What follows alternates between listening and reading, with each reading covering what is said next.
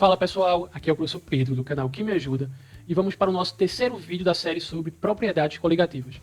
Nesse vídeo nós vamos falar sobre três propriedades coligativas, a tonoscopia, a ebulioscopia e a crioscopia. Vamos começar analisando a seguinte informação.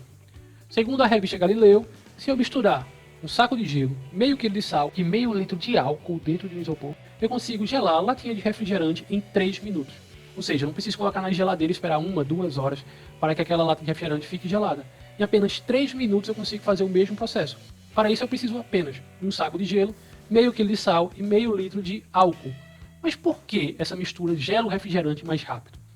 Para responder essa pergunta nós vamos ter que analisar algumas coisas. Vamos começar com o nosso estudo novamente com uma imaginação microscópica. Imagine um recipiente com 200 ml de água líquida a temperatura de 25 graus Celsius e a nível do mar. Se nós pudéssemos observar essas partículas, nós veríamos as moléculas de água em movimento. Agora imagine um cenário em que você adicione uma colher de açúcar. Inicialmente nós tínhamos apenas água, agora adicionamos uma colher de açúcar. Nós teremos, além das moléculas de água, partículas do açúcar, as moléculas do açúcar. Dessa forma, nós teremos parte dessas moléculas de água saindo. Nós estamos no recipiente aberto. Nós já vimos que, de acordo com a pressão de vapor, as partículas do vapor têm que estar em equilíbrio com as partículas da água, então partes vão evaporar, vão sair naturalmente.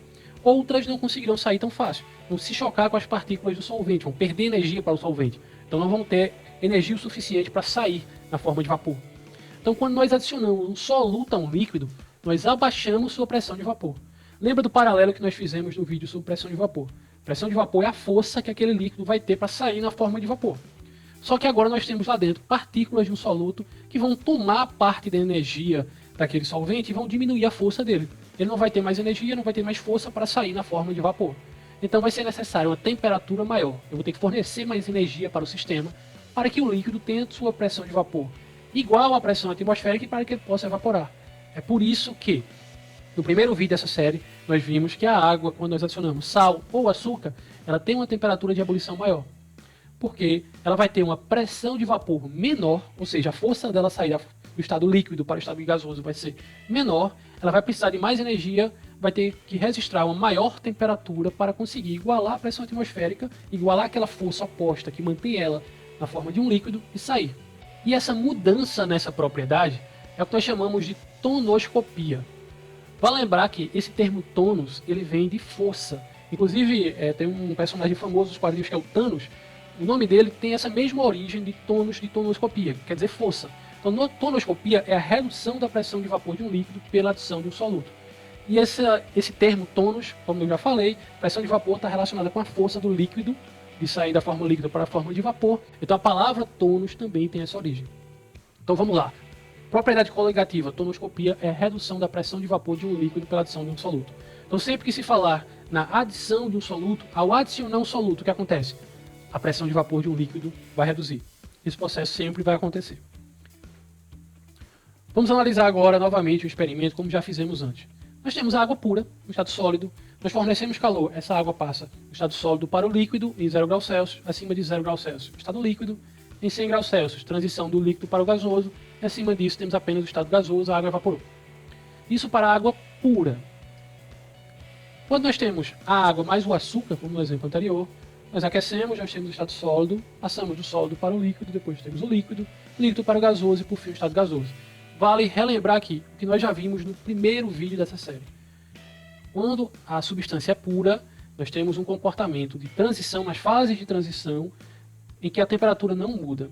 Quando nós temos uma substância que não é pura, como nesse caso nós temos a água e o açúcar, nós temos esse comportamento que está ilustrado no gráfico. A transição não é mais constante, nós temos esse gráfico levemente inclinado, o que significa que nós temos que fornecer mais calor para que todo o sólido passe para o estado líquido, para que todo o líquido passe para o estado gasoso. Além disso, nesse exemplo da água com açúcar, nós podemos observar que a temperatura em que a água vai começar a passar do líquido para o gasoso vai ser superior a 100 graus Celsius. Por outro lado, a temperatura em que a água vai passar do sólido para o líquido, que na água pura é 0 graus Celsius, será inferior à temperatura de 0 graus Celsius. Essa propriedade é o que nós chamamos de ebulioscopia. Ebulioscopia é o aumento da temperatura de ebulição de um solvente pela adição de um soluto. Então sempre que nós adicionamos um soluto, a temperatura de ebulição do solvente vai ser aumentada. Vejamos um exemplo, eu tenho água pura apenas água que tem uma temperatura de ebulição de 100 graus Celsius. Digamos que agora eu tenho água, mas eu adicionei 1 mol por litro de glicose. Minha temperatura de ebulição não é mais 100 graus Celsius, é 100,51 graus Celsius. Então aumentei um pouco essa temperatura.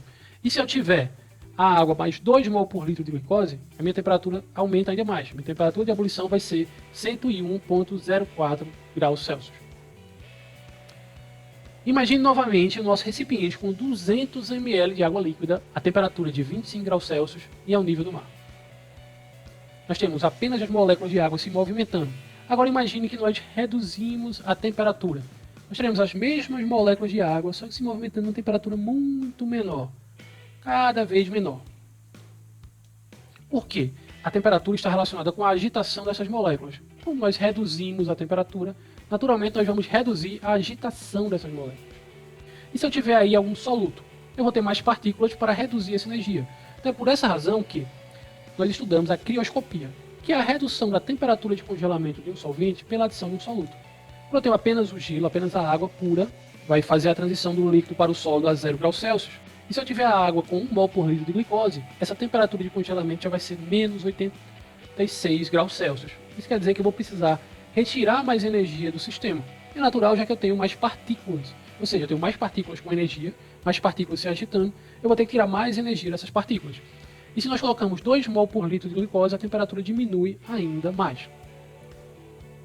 É por isso que a nossa mistura de refrigerante gela mais rápido. Nós vamos adicionar aqui a água, na forma de um sólido, além disso, o álcool e o sal. Temos alguns outros processos envolvidos, além da redução da temperatura pelo efeito da crioscopia, no qual a temperatura em que a água vai passar do sólido para o líquido vai diminuir. Nós temos também processos como a evaporação do álcool. A evaporação do álcool absorve a energia das latinhas de refrigerante, já que é um processo em que o álcool vai estar passando do estado líquido para gasoso, então ele vai absorver energia para sair de acordo com a sua pressão de vapor. E além disso, nós temos o sal, que vai baixar a pressão de vapor do álcool e da água. Por isso que nós conseguimos gelar mais rápido. Vamos agora para o nosso resumão desse vídeo. Nós vimos que a adição de um soluto a um líquido abaixa a sua pressão de vapor.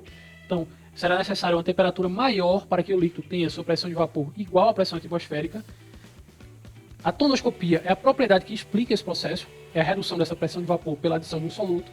Enquanto a ebulioscopia é o aumento da temperatura de ebulição de um solvente pela adição de um soluto, justamente para recuperar essa pressão de vapor que foi reduzida, enquanto a crioscopia é a redução da temperatura de congelamento do solvente pela adição de um soluto. Já que, vale lembrar, quando nós reduzimos temperatura, nós estamos retirando energia do sistema, e ao retirar energia do sistema, quanto maior for o número de partículas que eu tiver naquele sistema com a mesma energia, maior vai ser a energia que eu tenho que retirar. Eu tenho muitas partículas, eu vou ter que retirar energia. Por essa razão, a redução dessa temperatura de congelamento vai ser um processo natural, já que eu vou ter que retirar mais energia desse sistema. Encerramos aqui esse vídeo e no próximo vídeo nós vamos falar sobre outra propriedade coligativa muito importante, a osmose. Então, até lá!